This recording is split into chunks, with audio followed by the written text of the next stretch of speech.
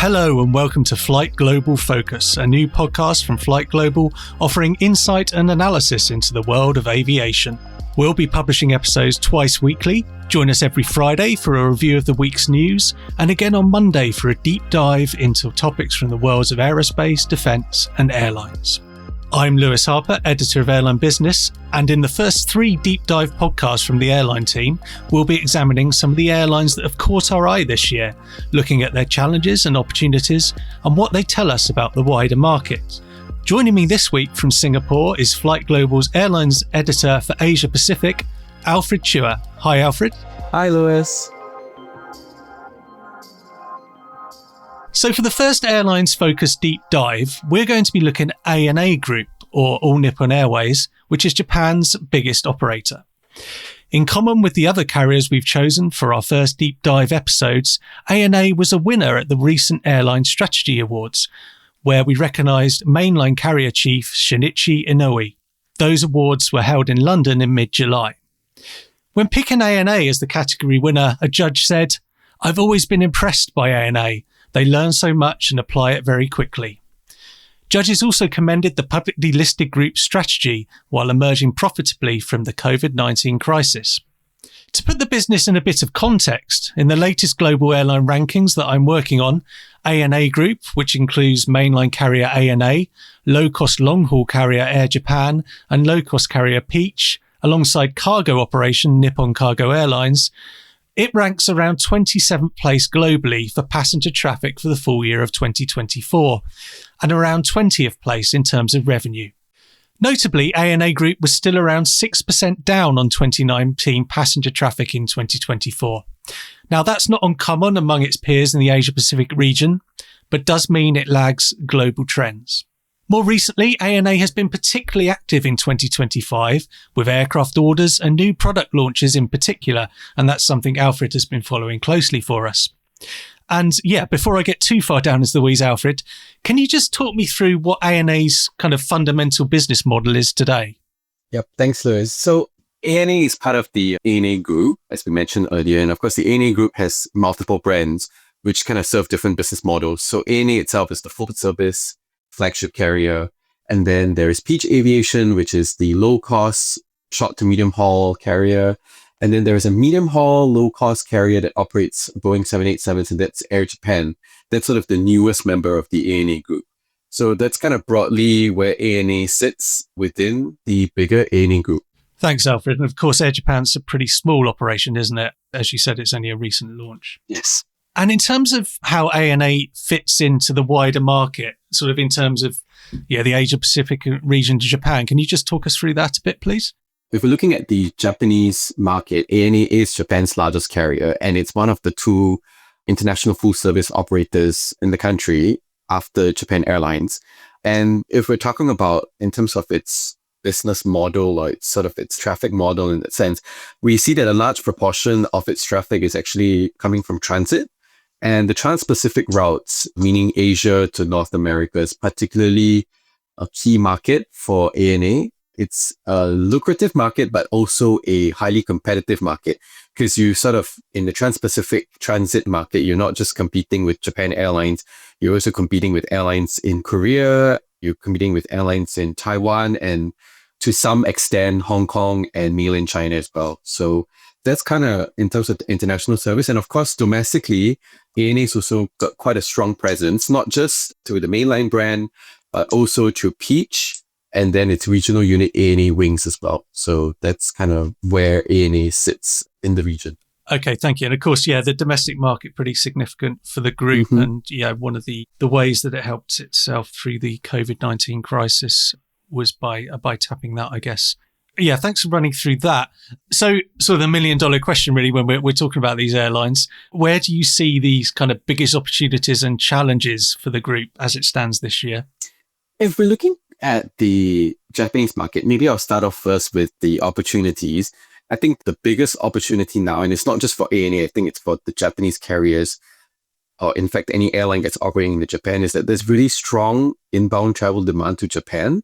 And that's sort of been a trend since Japan reopened its borders after the COVID-19 pandemic. And I think ANA is capitalizing on that strong demand. And I think on several occasions, and most recently, I think in its quarterly financial results, I think ANA has made a point that they foresee this strong inbound travel demand to continue on in the near term. And in sort of a network update that they just posted a few days ago, I think they mentioned that they will be operating about 6% more capacity for the second half of fiscal 2025. So that's the 6 months to 31st March 2026. So they will be operating at 6% more capacity compared to the same period in the previous fiscal year. So a lot of that international network expansion, of course, is coming from its Tokyo Narita hub, with cities like Hong Kong, Perth, Brussels. They're all seeing an increase in frequencies. It also has international operations out of Tokyo's Haneda Airport. But given that Haneda Airport is also a primary domestic hub for ANA, there's sort of a bit of a slot constraint in that sense.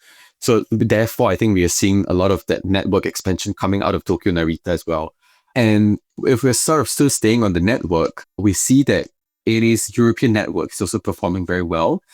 Earlier this year, they've launched 3 European destinations. It's Istanbul, Milan, and Stockholm. And they've sort of boosted capacity to some of the other points on their European network. So that's inbound international travel demand. And if we look at outbound, initially when Japan reopened its borders, there was concern among the Japanese carriers, and of course ANA is one of them. There was concern that, the recovery of outbound will be slower than inbound, because I think one of the biggest factors was the weaker yen, that's sort of preventing a sort of limiting demand from Japanese travelers to go overseas. But what we're seeing now, I think at least in the past year or so, is that the Japanese carriers are saying that outbound travel demand is recovering well, particularly for business travel. Leisure travel is also picking up as well. And I think the Japanese carriers are doing their best to kind of stimulate demand from Japan into, areas like North America or into Southeast Asia. And I think that sort of goes back to ANA being part of this multi-brand group, having different sister carriers that they can work with as a group to kind of stimulate that outbound demand. So that's kind of where the opportunities are. If you're looking at challenges, I think the biggest challenge for ANA, and if they've spoken about this on several occasions, is definitely supply chain. The airline, I think in June, said that they're seeing delays in the delivery of the new Boeing aircraft. That's the 737 MAX, the 787s, and of course the 777-9s. These aircraft deliveries that sort of form the near-term fleet renewal strategy for ANA. So that's the delays in delivery, of course, are going to be affecting the retirement of the current fleet. And then apart from delivery delays, the other bit of supply chain that ANA is facing as a challenge is, of course, reliability issues. In June as well, ANA confirmed that they had 11 aircraft grounded. So that's 9 Pratt & Whitney powered A320neos, and then a pair of 787s that are powered by Rolls-Royce Trents. So that's kind of, to me, that's kind of broadly where opportunities and challenges are for ANA. Great, thank you. And yeah, and obviously many of those challenges are not unique to ANA. Yes. Obviously, as you said, the currency one has been significant. As you say, the attractiveness of Japan as a destination has been improved by that. But yeah, there's obviously a downside as well, as you mentioned. And on the Pratt & Whitney issue, we know that other airlines are probably suffering more when you talk about proportion of fleet. So you look at something like Wizz Air in Europe, for example, it's a much bigger proportion of its fleet. Even the Indigo, I guess, is grappling with a higher proportion of its aircraft grounded, but undeniably a big challenge for anyone affected by that. Yeah. And of course, the whole supply chain issue is a bit of a double-edged sword, as we know it. It's a big headache for planning and everything, but it also is helpful to incumbents in some cases because it's discouraging the industry from its perhaps past tendency towards overcapacity. So it is keeping a cap on things. And if you're already in a market, that might be beneficial for your yields as well. So that's more of a general point, not specific to ANA, but it's undeniably something everyone is dealing with at the moment. And just another, when you talk about the challenges, of course, another one which isn't unique to ANA is its inability to overfly Russia. It's as a country not one where that's possible at the moment. How has it grappled with that, and how much of an impact is that having, do you think, Alfred? From what I understand, I think initially when the Russian airspace ban sort of took place, there was concern in ANA that how do we then operate our European routes? And I think there was an understanding that this would definitely incur extra flying time and consequently incur extra costs. And I think that translates into its network expansion strategy over the past like 2 to 3 years. If you notice, I think Europe is sort of the last piece of that network that they're expanding now. And I think it probably boils down to them sort of trying to see how best they can manage what the existing European network operational requirements are, and then sort of making adjustments either by using different aircraft type or, sort of in terms of planning, even down to like manpower and all that. Then from there on, I think they then have the confidence to then say, okay, we can expand into Europe. And I think it's also very interesting to note that, despite this initial challenge of the Russian airspace closure, I think ANA has mentioned that they're seeing good demand on its European operations. They're saying that they're seeing high load factors for the new European cities that they've launched. That's Istanbul, Milan, Stockholm. They're seeing high load factors, which I suppose is a good indication that there's still demand there. And as long as it's able to manage or work through these operational challenges, it will be able to sort of tap into that demand. So yes. Yeah, you're right. And I think it comes back to some of the points we've talked about constrained capacity worldwide. I mean, in Europe, the big groups have been able to redeploy capacity away from Asia where that's relevant. So yeah, the market has really adjusted to that. Obviously, you're adding 3 hours to a flight time is significant. As you mentioned, you need more crew. Yeah. You might move from a 24-hour kind of out and back to 36 hours, this kind of thing. So a lot of considerations, but the market has adjusted to that. And I think that says something maybe about the resilience of the airline industry to some of these challenges that has emerged in the post-COVID period. But obviously with all the developments going on in the world at the moment, the Russian situation is one we'll be keeping a close eye on. So you've touched on fleet as well, and you've spent, as I mentioned before, I think you've spent quite a lot of time with ANA this year. Quite a lot of that has been around fleet development. So on fleet specifically, what's happening there? Yeah, so in terms of fleet, there is quite a lot going on there. And I think one sort of recent example I can cite is at the Paris Air Show, where the ANA group, they basically firmed up their orders for 77 new aircraft. That's a mix of Airbus, Boeing, and interestingly, Embraer aircraft. So the orders for the 77 aircraft were first announced in February when ANA reviewed their midterm business plans. As I mentioned earlier, I think the interesting bit about this 77 aircraft orders comes from the fact that ANA is going to be the first in Japan to operate 2 new aircraft types. That's the Airbus A321 XLRs and the Embraer E190 E2s. And I think the choice of the order for the 77 aircraft, it might seem a bit interesting, especially given that ANA doesn't currently operate an Embraer aircraft. But through my conversations with ANA senior management, part of the reason why the fleet order, the mix, the sort of aircraft mix in the latest order is as such, is because they're looking at dealing with different sort of longer term challenges or sort of longer term issues, not just facing the airline, but also sort of facing Japan as a whole. So for example, the E190 E2s, they were selected to replace some of its existing narrow body fleet. And more crucially, I think the E190 E2s, the Embraer jets, will bridge the demand between its current fleet of 737s, which have about like 166 seats or so, and its turboprop fleet, which is about like 70-ish, 80 seats. That also then boils down to the fact that Japan's population is shrinking.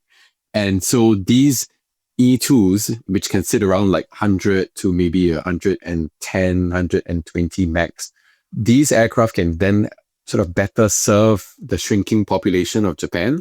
Then you don't get this overcapacity situation. That's one. And then the A321 XLRs were selected for low-cost carrier Peach. And well, Peach has not said where they want to deploy the A321 XLRs to, ANA Group itself. They have said that, the longer range of the XLRs allows Peach to be a bit more creative in terms of where they want to use and deploy the aircraft to new destinations. But I think it's likely that the XLR will be for network expansion rather than reinforcing Peach's current network. So in terms of fleet, that's kind of the two more exciting developments that we're seeing so far. Thank you. Yeah, and I think the whole demographic thing and the impact that's having on their planning is really fascinating. We know that Japan is ahead of, I think, nearly every other economy in that sense. As you say, shrinking population, aging population as well. So I think by 2050, there's kind of a ratio that's getting sort of quite close to being 1-to-1 between people of working age and people retired. And that obviously is a challenge Japan is going to feel sooner than a lot of economies, perhaps more deeply for some factors outside, obviously, anything the airline industry can do about. But it is interesting to see it as a bit of a bellwether, perhaps, because, so much when we're talking about the airline sector is about growth and there not being enough room for, airports not being big enough, capacity too constrained at the big hubs, et cetera, et cetera. But, we are in a few decades, there will be economies that are facing the fact they're getting smaller, and that is really fascinating to see that ANA is already thinking about that with its with its choice of aircraft. And also, obviously, as I did say, you spent quite a lot of time with ANA. It wasn't just about those orders this year. You also they also launched some new cabin products, didn't they? Yes. So also at the Paris Air Show, ANA pulling out all the stops, of course, they launched the new business class seats that will go on the Boeing 787-9s. So these are developed in collaboration with Safran Seats and British design company Acumen, and they will enter service in 2026, I think, on the newly delivered 787s. And there's also a retrofit that will concurrently be taking place. And then that is, of course, on top of the new economy and premium economy seats for its long-haul 787-9s, which ANA announced in April this year. So there's also quite a bit of action there in terms of cabin products. I think they're trying to move the long-haul cabin product more in line to give a sort of a more unified look, because currently there are different variants of like business class seats and economy class seats. So I think they're trying to create a bit more of a cohesive look, if you can call it that way, especially for its long-haul products. Yeah, and the premium economy in particular is obviously a big theme in the wider industry. We know that certainly following the European airlines closely, premium cabins, which obviously includes business and first class as well, have been really supporting profits this year, where there's been a bit of softness in economy. Premium economy, in terms of yields, is often up there with the best performing for carriers. It kind of sits nicely in an area where there's an attraction to leisure customers in particular who want to upgrade. And generally, these premium cabins around the world really, as I say, are supporting profits. We know that coming out of COVID, there was a concern that corporate travel just wouldn't come back, and to an extent that's happened. I think ANA has had challenges in that regard in its domestic markets as well. But in many cases, leisure demand has been pretty strong and offsetting that. So again, that's why you are seeing quite a lot of focus on premium cabins from ANA and others. Moving on to network, there are some obvious challenges operating in Asia, and I think you're going to talk about China. But so what are the opportunities and challenges there, do you see? Maybe I'll start off with some of the challenges.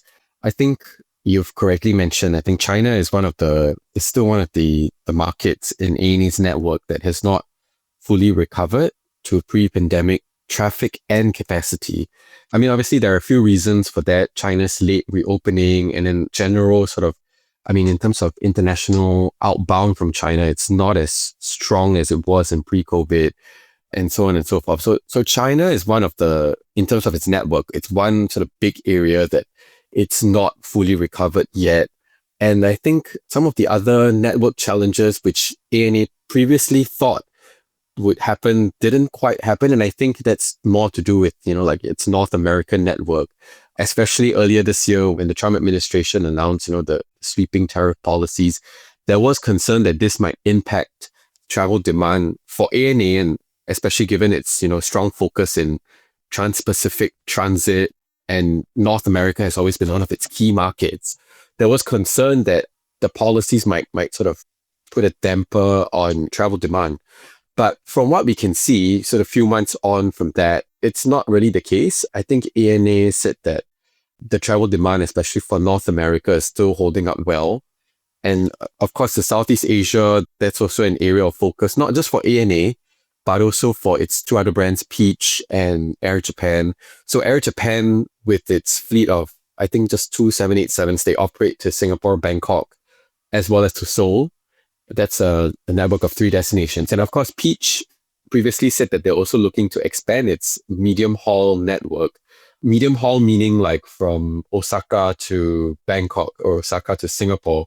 That's kind of the more recently launched destinations. And I think that also shows that the Southeast Asian market is kind of still an area of focus, not just for ANA, but I think more so for its other sister brands. And then, as I mentioned earlier, I think some of the other opportunities is that, the inbound demand still continues to be strong. The outbound demand is, well, it was previously a concern. It's sort of still, it's recovering well, maybe not as fast as what ANA would have liked, but it's on a positive trajectory. So that's pointing to good news for the airline. Yeah, and obviously worth noting, ANA as a mainline is the mainline carrier, is a member of the Star Alliance, so it has a close relationship with a joint venture with United, who by some measures are the biggest airline in the world on its US services. So it's in a strong position there. Yes. And if I may add also, I think the joint venture with Singapore Airlines, which was announced in 2020, just right before the COVID pandemic, I think it more recently sort of cleared most of the regulatory approvals. And I think the Singapore Airlines and ANA, they both have very exciting plans on how they want to develop this joint venture partnership. And I'm sure ANA is looking into its experience with United to sort of help develop this joint venture partnership with Singapore Airlines. And that in itself also, can help. It's an opportunity for its network, if you can see it that way. So yeah. Good. And I think we've largely focused on passenger markets up to this point. But of course, and I think the COVID pandemic showed this in particular, cargo is not an insignificant part of ANA's business. And there's actually been a bit of M&A activity around that recently as well, hasn't there? Yes. I think just a few weeks ago, ANA just completed the acquisition of Nippon Cargo Airlines. It was something that they announced in 2023. The full acquisition was sort of delayed on a few occasions because they needed to clear the regulatory approvals and so on. But now that that's been cleared and Nippon Cargo is now sort of fully subsumed into the ANA group, that's a positive development for the airline. And especially so, like you mentioned, because it's benefited from having a strong cargo operation during the pandemic. I think at some point in the early months of the pandemic when, passenger travel was non-existent, I think cargo revenues made up a significant proportion of ANA's overall revenues. And I think ANA Group was one of the few airline groups in the world that still sort of put out decent financial results despite not being able to carry passenger traffic. ANA Group is saying that the acquisition is aimed at helping to boost its defenses, so-called, against market volatility. And of course, this is in light of the tariff policies and sort of a broader global economic uncertainty. And I think there was concern that the cargo business might be affected or impacted. For now, it's not as severe as I think ANA had, and maybe they might have planned for. But for sure, the acquisition of Nippon Cargo Airlines and its fleet of 747 freighters, I think, would sort of help boost its cargo operations and in the broader sense, help the group guard against any kind of market volatility, especially in the cargo and freight sector. Yeah. Obviously, the cargo sector is forever a bit volatile, as you hinted at there. But yes, it makes sense. I mean, obviously, coming out of COVID, there was a lot of talk globally of cargo being much more important going forward for many airlines. And, there was a sense for a while that everyone was going to start ordering freighters. But that's calmed down a bit. Obviously, ANA with the acquisition, as you said, it's long had a history in cargo. So I don't think this is a reflection of any knee-jerk reaction to the pandemic. There's a clear strategic logic to it, and it'll be interesting to see how that develops. The uncertainties in the world can be both good and bad for air cargo. We know that disruption to shipping is often beneficial to air cargo. That's probably a big part of the reason why during COVID air cargo performed so strongly, certainly in yield terms. But clearly any downturn in the global economy is generally bad news for shippers. So something to keep an eye on there. We've covered a lot of ground, Alfred. I think probably come to the point where we just to get a sense from you really of What are you looking out for? You obviously, ANA's a key part of your beat. What are you looking out for over the rest of 2025 from the group? On the passenger side, I think for the rest of the year, I think on the passenger side, it's positive signs from the airline. In the network update, I think they expect the strong travel demand to continue to the end of the year. That's sort of a good sign. But of course, underpinning this sort of positive outlook in terms of traffic and demand is, of course, supply chain, and whether or not, first of all, if the engine reliability issues get resolved. They definitely won't get resolved with a snap of the fingers, but whether or not there's any progress in terms of the number of aircraft being on ground as a result of the engine issues, whether or not that number's gone down. And if they have that sort of an indication, then that maybe it's turning the corner in terms of engine reliability issues. That's one. And of course, aircraft delivery is the other part of the equation. And whether or not it's going to be able to get some of the aircraft that they previously ordered, not the 787 that they did in Paris, but whether or not some of the aircraft that they ordered years ago, whether or not they would get delivered on time. And so then that also then affects the amount of capacity they can put, and that sort of affects fleet planning as a whole. I think another thing to look out for also is, I guess, geopolitics. And ANA, of course, is not alone in this, but given how volatile, and I know I've used that word quite a bit, but given how volatile geopolitics can be, and given ANA's big sort of global exposure, whether or not any sort of geopolitical shock in that sense will impact parts of its network, and especially so the more lucrative bits of its network, say its Trans-Pacific North American network and stuff like that, whether or not these geopolitical shocks will impact is another thing to kind of keep an eye out for. But for now, I think the airline is positive, especially about its international travel business. On the domestic front, I think it remains to be seen also how they're going to continue to stimulate demand for domestic travel. We see that ANA is cutting back on capacity for the rest of this year, I think into March next year. So that's something to look out for. But that's been an issue that's sort of been around for, say, the past 1 or 2 years. Cost is one thing, and also the competitive domestic air travel market is another thing, and you're competing also with other modes of transportation. So these are some of the things to look out for ANA in the domestic market. So that's kind of broadly the kind of key areas I think that would be worth looking out for the rest of this year. Great stuff. Thanks, Alfred. I think you've summed up nicely the fact, ANA touches so many sort of key talking points in the industry because of its breadth of operations. Just circling back to the Airline Strategy Awards, I think there's nothing that spectacular about them as a group, but they do a lot of things very well, was kind of the view of the judges, and that's why they were chosen as the standout sort of executive leadership in Asia Pacific.